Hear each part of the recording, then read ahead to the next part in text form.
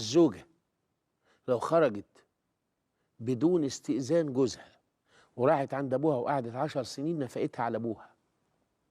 لو استأذنت جوزها وأذن لها وراحت قاعدة عند أبوها 40 سنة مصاريفها على رقبة جوزها اللي ما عملتلوش كوباية شاي لمدة 40 سنة.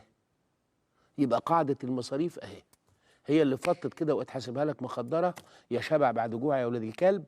يبقى تروح عند أبوها وأبوها ياكلوا بعض ويمص بعض زي المعزة. هو اللي قال لها اجري على أبوكي طول ما هي على ذمته، مصاريفها في رقابة سيد. لو هو اللي قال لها روحي عند أبوكي، وكان الطيب أحسن وهي ترجع طبعا حامل وكل حاجة. ولكن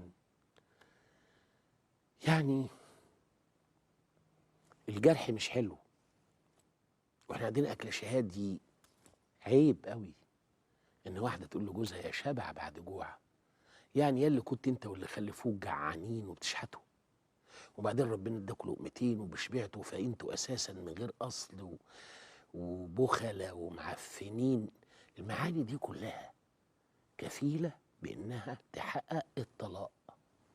لو بتحكموني بقى وربي هيسألني، جملة زي دي بين زوجين دي بتقول يلا نتطلق.